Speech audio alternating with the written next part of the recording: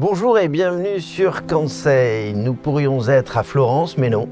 Nous sommes tout simplement à Toulouse, dans un petit passage à côté de la paroisse Sacré-Cœur, dans le quartier Saint-Cyprien. Aujourd'hui, une rencontre encore merveilleuse, puisqu'il s'agit de Patrice Cagnasso, un habitué de Conseil, qui aujourd'hui nous présente une intégration, une maison toute particulière, grâce à un client, Philippe, qui va vous étonner par sa demande, son intérêt, sa passion et aussi leur complicité nécessaire dans un projet d'architecture. Bonne découverte.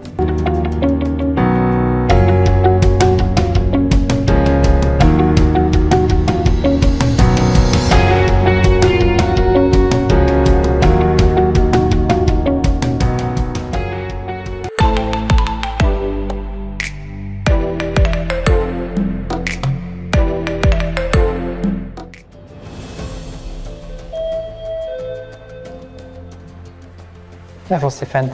Bonjour Philippe. Bienvenue. Merci. Je viens juste de parcourir le petit passage de la paroisse à côté. L'impression que j'ai eue tout de suite en arrivant, c'est me dire il y a une découverte architecturale ici, une présence quoi. Donc vous, votre histoire, c'est gérer d'une maison ici dans le quartier? Voilà, exactement. Mon arrière-grand-père s'installe à la moitié du 19e siècle, là, il y a à quelques mètres. Mon grand-père, lui, fait construire quelques mètres plus loin. Et puis voilà, dans cette continuité, nous venons nous installer là, voilà, il y a quelques mois. Et effectivement, dans cette logique familiale dont je vous parlais, et avec vraiment la volonté de faire quelque chose de très contemporain. Voilà. Donc quelques architectes toulousains se montrent intéressés par le projet. Je reviens les voir quelques mois après, voilà, toujours avec mon petit script et mes petites photos. Je leur dis voilà, si ça vous intéresse, proposez-moi quelque chose. Alors du coup, le fil tiré, une proposition sort du lot. Exactement. Avec une personnalité. Voilà, avec une personnalité, un technicien, et le projet colle exactement à ce que nous attendons. Et alors ça, c'est formidable. Alors là, il y a une anecdote, c'est que le premier jour, tout de suite, là, lorsqu'il vous reçoit… il commence à crayonner. Ça on aime. Moi, j'adore. On a l'idée au départ, autant de Patrice que la mienne, c'était effectivement de garder la maison historique et de venir faire une surélévation au-dessus. Voilà. On rappelle que la maison qui est juste à côté, c'était la… Voilà, exactement, deux maisons jumelles. Donc je viens finalement m'inscrire dans l'histoire du quartier sans rien bouleverser. Voilà. Et un soir, Patrice m'appelle, me dit écoutez, ça va vous sembler un peu fou. Qu'est-ce que vous me dites si on casse tout? On casse tout, on rase tout, on repart de zéro, on reste dans l'idée générale, on reste avec le même objectif, mais finalement, voilà, on se libère, on laisse place à la créativité. Et là, je dois dire que sans réfléchir, je dis oui.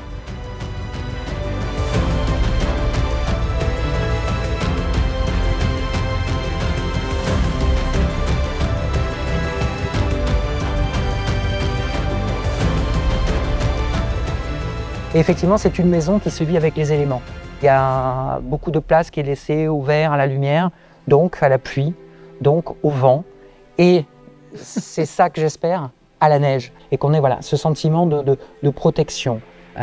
Voilà. Donc pourvu qu'il neige cet hiver, Bon Philippe, je vais rencontrer l'artiste, absolument. Mais qui n'est pas qu'un artiste, hein, qui est aussi un homme concret, absolument. Hein, et qui sait s'entourer. Et ce projet en témoigne. Voilà. Bravo, vive les maîtres d'ouvrage comme vous. Merci beaucoup. Salut, merci beaucoup.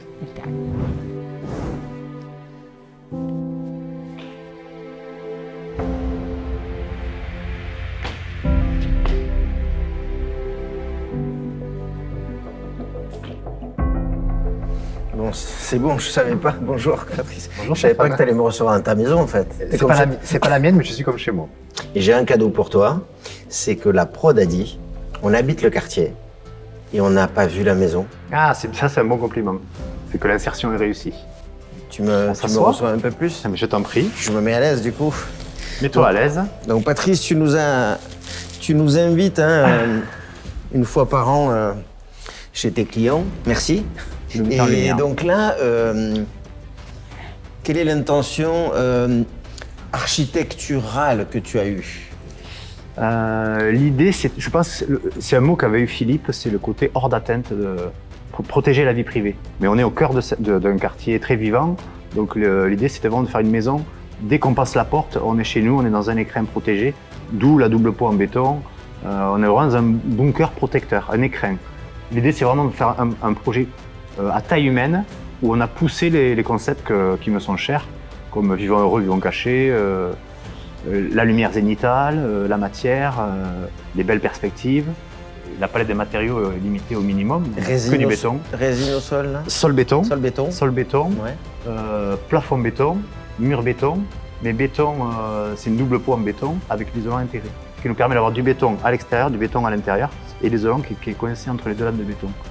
Parle-moi de cette rue, parce que... Alors la rue intérieure, elle est arrivée au premier rendez-vous avec Philippe. En fait, la maison existante, il y avait déjà la porte d'entrée au même endroit et un couloir. Et j'ai dit, on va garder la structure, la colonne vertébrale de la maison existante. On va faire le projet autour de ça. L'escalier. L'escalier, tout simple. Pareil, le garde-corps, c'est du fer à béton de 32. C'est vraiment on ne fait pas plus simple. Et du coup, ça devient un bijou. Comme une œuvre en acier brut. Cette rue intérieure, moi, j'ai tendance à dire aussi que c'est toujours comme une galerie d'art. C'est-à-dire qu'il y a de l'éclairage zénital, on peut y mettre des tableaux, et en fait, l'escalier devient une œuvre dans cette galerie. Donc on a refait une rue intérieure. Je dis la rue intérieure parce qu'en fait, comme il y a la verrière au-dessus, on est vitré sur les 20 mètres de long, on a l'impression d'être dehors tout en étant à l'abri. La perspective, qu'en fait c'est la colonne vertébrale vraiment qui dessert toutes les pièces, qui s'égrènent autour de cette rue intérieure, où on a le séjour ici, les chambres à l'étage, les salles de bain au milieu qui sont éclairées par du zénital, et les chambres qui donnent de chaque côté avec des patios pour être protégés des vis-à-vis de la ville et des voisins. Alors parlons-en des chambres, parce que de toutes les chambres que j'ai vues, je trouve que c'est celle qui est, tout en étant fermée, oui, et la plus ouverte. Ben c'est ça. En fait, elle est ouverte sur la rue intérieure, donc il y a vraiment un phénomène de rue, par ce grand vitrage fixe, et elle est ouverte sur, sur le patio avec le galandage, qui doit faire 1,50 m de profond, mais qui est végétalisé. On a un côté dedans, dehors, et surtout, ben, j'ai envie de dire, on peut être à poil, personne ne voit.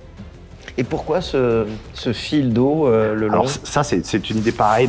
Quand j'ai dit qu'on avait poussé les concepts au bout, c'est pour prolonger la perspective dès la porte d'entrée. C'est-à-dire qu'on ouvre la porte d'entrée, on a la verrière et en fond le bassin qui fait exactement la largeur du couloir pour prolonger la perspective. Parce que Philippe a parlé de l'équipe qui a travaillé ici, oui, tout en étant en centre-ville. Il faut que je fasse un clin d'œil à moi. Bon, aux artisans, évidemment, ils ont tous été très forts, mais c'est toujours à peu près la même équipe. Mais je vais mettre en avant Simon au sein de l'agence, parce que je prends de l'âge, et je délègue de plus en plus, et c'était pas un chantier facile. Et la gérer de main de maître. Et ça, c'est aussi grâce à lui. Bravo Simon. Ouais, bravo vraiment. À Patrice de confier à Simon. Ouais, c'est une équipe. Ouais. Allez, bon plaisir, bonne année 23. Ben oui, toi aussi. Puis à l'année prochaine sur une autre maison. Merci Patrice. Ciao Stéphane, à la prochaine. J'espère que vous avez pu apprécier en tout cas ce niveau de relation entre un maître d'œuvre et un maître d'ouvrage, et surtout, encore une fois, le témoignage d'une équipe qui derrière, ce sont des équipes qui ne se voient pas mais qui ont œuvré pour faire en sorte de réussir un ouvrage.